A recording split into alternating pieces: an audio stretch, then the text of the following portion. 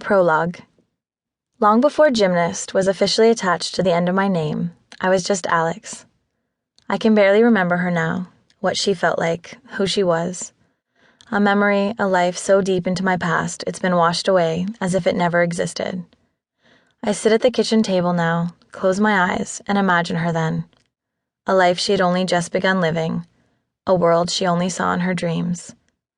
That little girl would single-handedly change the course of her family's life with the decisions she made and the goals she set for herself.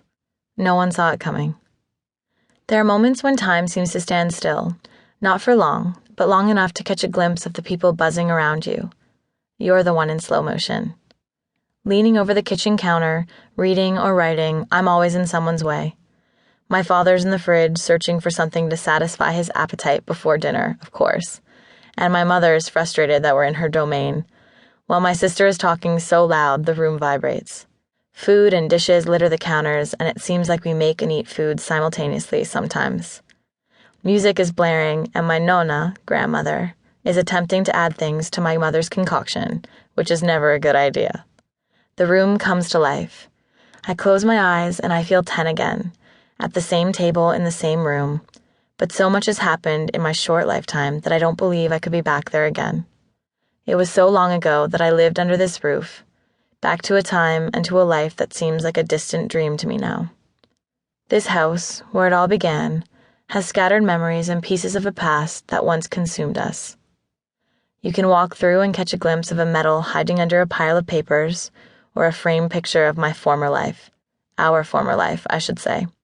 Alex in Bulgaria, Alex in France, Spain, Brazil, China. It was nothing out of the ordinary to see half-filled suitcases in the hallways or flight itineraries taped to the fridge. My childhood room is a shrine to athletics. There are photo albums under the coffee table of Alex the athlete, Alex the gymnast. It's hard to believe I even existed out of the gym. There are hardly any photos of me that aren't related to sport. My older sister, Victoria, has boxes documenting her first steps, her first dance, and every family event where my mom could play dress-up with her. When I think of my big sis as a kid, she is in Orlando. We're both all sass and a little bit of trouble, but for anyone who has met us, that's a given. My photos consist of a little girl in a bun and pink velvet catsuits, the occasional tracksuit, and a million gymnastics poses. You can feel my energy bursting out of the photographs, my big smile and buck teeth glistening, my eyes taking charge. I was an infectious bundle of something, a spunky kid with this larger-than-life persona, a brat, a drama queen, and a hilariously funny and entertaining spitfire. I was a handful, and always will be. It's in my nature. Every single person in this kitchen was affected by who I had become. I'll have to live with that for the rest of my life. They took it all. The good, the bad, and the horribly ugly. Never a dull moment. And not once did they complain. For years we never went on a family vacation, as I could never get any time off training. My mom had to shuttle my teammates and I back and forth to the gym, feed me, and make sure I pulled through those exhausted mornings when I couldn't drag myself out of bed. Without her, it would have all fallen apart. I was too young to do it alone, and my mom was my agent, by my side to guide me, in front to protect me, and behind me to help me climb that hill. We were inseparable for so many years, our lives intertwined and so tightly woven that she knew everything, all the time. It became her full-time job, and she naturally filled the role, never once doubting why she was devoting her life to this. She gave up her time so selflessly and put her nerves on the line, all for me. When you're younger, you have no idea what that means, what kinds of sacrifices people make for you.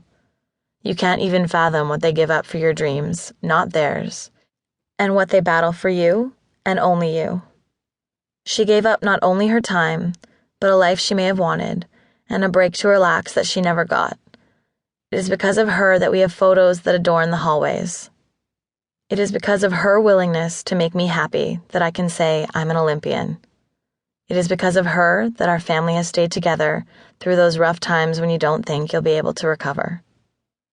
A glimpse into our lives is easy enough. Just step inside our kitchen and you'll find us, the real Orlandos. The commotion inside looks confusing, almost alarming, with heated body language. But take a closer look.